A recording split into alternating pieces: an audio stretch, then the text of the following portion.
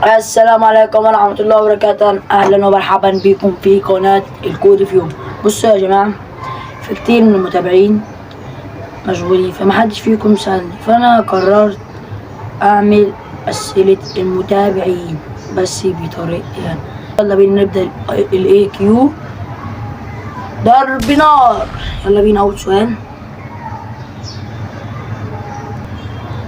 أول سؤال، انت بتاكل قد ايه؟ بصراحة انا باكل 3 مرات. Oh my god. لما اول ما بصحى، وتاني مرة لما ازهق، وتالت مرة لما اجوع. يلا بينا على السؤال التاني. تاني سؤال، لو كنت شخص كرتون تبقى نفسك تبقى ايه؟ او لو كنت شخص كرتون تبقى ايه؟ ابقى سبونج بوب لما بيفرح، وتوم لما بيجري ولا جري، وبس. يلا بينا على السؤال التالت. السؤال التالت، ايه اكتر حاجة بتضايقك؟ اكتر حاجة بتضايقني لما حد يقول لي كبر دماغك وانا اصلا مكبرة. يعني انت مالك؟ يعني انت بتعمل فيها فيتك ليه يعني؟ انا نفسي اعرف. انا مكبر دماغي من غير ما تقول لي. في ناس كده في حياتنا بيبقوا عاملين كده. يلا بينا على السؤال الرابع. لو كنت مشهور هتعمل اول يوم ايه؟ هقف في الشارع واقول للناس يا جماعه انا مشغول بس يلا نتصور وانزل فيديو على قناتي. يلا بينا على السؤال الخامس. ليه صوتك جامد كده؟ يا جماعه دي خلقة ربنا، دي خلقة ربنا اللي خلاني بصوت جامد ربنا يعني.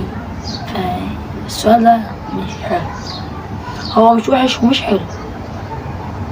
يلا بينا السؤال السادس. حلمي، ايه اغرب حلم حلمته؟ حلمي انا كنت نايم وكنت في لجنة امتحان، وحالم ان انا بكتب على ورق البيتزا، والمراقب كان سبونج بوب، فانا من ساعتها صحيت كنت جعان ومتوتر اوي. يلا بينا على السؤال السابع. لو اتبدلت حياتك مع قطة، هقعد في الشمس واتدلع على اي حد يقرب لي، فدي مش فارقة عن حياتي اليومية، مش فارقة كتير اوي. يلا بينا على السؤال التاني.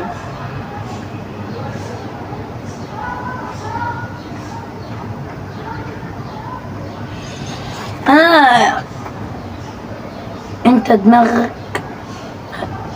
خفيفة ولا انت مفكرها كده؟ انت يعني انا دماغي خفيفة لدرجة الناس بتضحك قبل ما اكمل الكلام اصلا. يلا بينا على السؤال التاسع.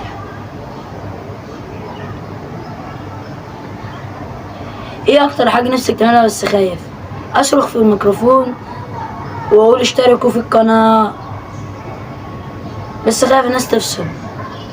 لا انا هعملها، اشتركوا في القناة وكده. هل ولا واحد فيكم سألهم لي، بس انا متأكد الاسئلة دي كانت في دماغكم، فلو عندكم اسئلة بجد اكتبوها في الكومنتات. ولو انت وصلت لهنا فانت جامد، بس اللي جاي اجمل. السلام.